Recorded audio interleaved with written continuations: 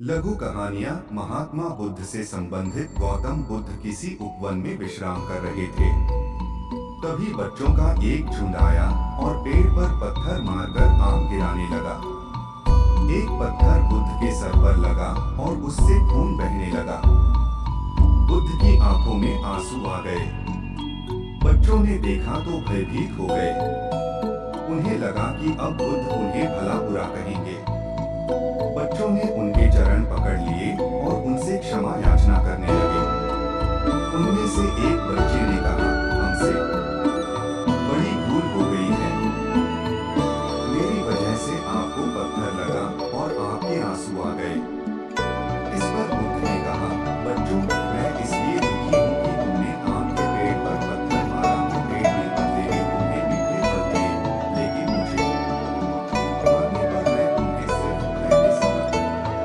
एक बार भगवान बुद्ध अपने अनुयायियों के साथ किसी गांव में उपदेश देने जा रहे थे। उस गांव से पूर्व ही मार्ग में उन लोगों को जगह-जगह बहुत सारे गड्ढे खोदे हुए मिले।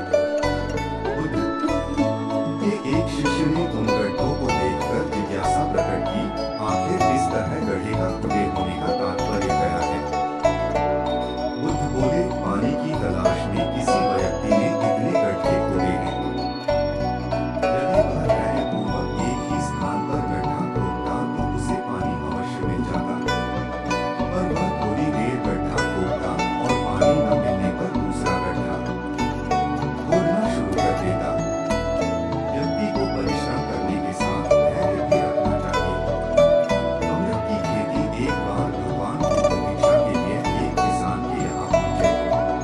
तथागत को भिक्षा के लिए आया देखकर किसान उपेक्षा से बोला, श्रवण में हल जोतना हूँ और तब खाता हूँ, तुम्हें भी हल जोतना और बीज बोना चाहिए और तब खाना खाना चाहिए। बुद्ध ने कहा, महाराज, मैं भी खेती ही करता हूँ। इस पर किसान को जिज्ञासा हुई। बोले, गौतम, मैं न तुम्हारा हल देखता हूँ, न बैल और न ही खेती के साथ, तब आप कैसे कहते हैं कि आप भी खेती ही करते हैं? आप कृपया अपनी खेती के संबंध में समझाएं। बुद्ध ने कहा, महाराज, मेरे पास श्रद्धा का बीज, तपस्या रूपी वर्षा प्रजा रूपी जोत और हल है। पाप भीरुता का दंड है। विचार रूपी रस्सी है। स्मृति और जागरूकता रूपी हल की फाल और बेनी है। मैं वचन और कर्म में संयत रहता हूँ। मैं अपनी इस खेती को बेकार घास से मुक्त रखता हूँ और आनंद की फसल काट लेने तक प्रयत्नशील रहने वाला हूँ। अप्रमाद मेरा बैल है, जो बाधाएं देखकर भी पीछे मुख नहीं मोड़ता है। वह मुझे सीधा शांति धाम तक ले जाता है। इस प्रकार मैं अमृत की खेती करता हूँ। मृत्यु के उपरांत क्या? एक बार बुद्ध से मनुष्य पुत्र ने पूछा, भगवान, आपने आज तक यह नहीं बताया कि मृत्यु के उपरांत क्या होता है। उसकी बात सुनकर बुद्ध मुस्कुराए। फिर उन्होंने उससे पूछा, पहले मेरी एक बात का जवाब दो। अगर कोई व्यक्ति कहीं जा रहा हो और अचानक कहीं से आकर उसके शरीर में एक विषमुझा बाण घुस जाए तो उसे क्या करना चाहिए? पहले शरीर में घुसे बाण को हटाना ठीक रहेगा या फिर देखना कि बाण किधर से आया है और इसे लक्ष्य कर मारा गया है? मनुष्य पुत्र ने कहा, पहले तो शरीर में घुसे बाण को तुरंत निकालना चाहिए, अन्यथा विष पूरे शरीर में फैल जाएगा। बुद्ध ने कहा, बिल्कुल ठीक कहा तुमने। अब यह बताओ कि पहले इस जीवन के दुखों के निवारण का उपाय किया जाए या मृत्यु की बाद की बातों के बारे में सोचा जाए? मनुष्य पुत्र अब समझ चुका था और उसकी जिज्ञासा शांत हो गई। बुद्ध ने कहा, स्वकाहित करो। एक दिन एक व्यक्ति बुद्ध के पास पहुंचा। वह बहुत अधिक तनाव में था। अनेक प्रश्न उसके दिमाग में घूम घूम कर उसे परेशान कर रहे थे, जैसे आत्मा क्या है? आदमी मृत्यु के बाद कहा जाता है? सृष्टि का निर्माता कौन है?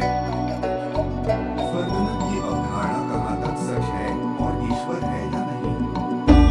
उसे इन प्रश्नों के उत्तर नहीं मिल रहे थे। जब वह बुद्ध के पास पहुंचा तो उसने देखा कि बुद्ध को कई लोग घेर कर बैठे हैं। बुद्ध उन सभी के प्रश्नों व जिज्ञासाओं का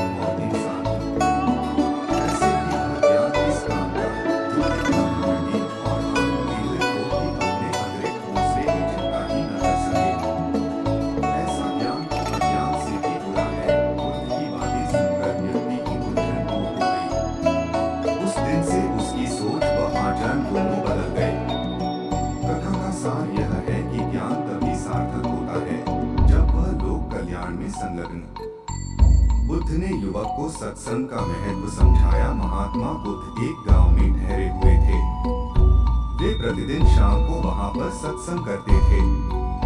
भक्तों की भीड़ होती थी क्योंकि उनके प्रवचनों से जीवन को सही दिशा बोध प्राप्त होता था। बुद्ध की वाणी में गजब का जादू था। उनके शब्द श्रोता के दिल में उतर जाते थे।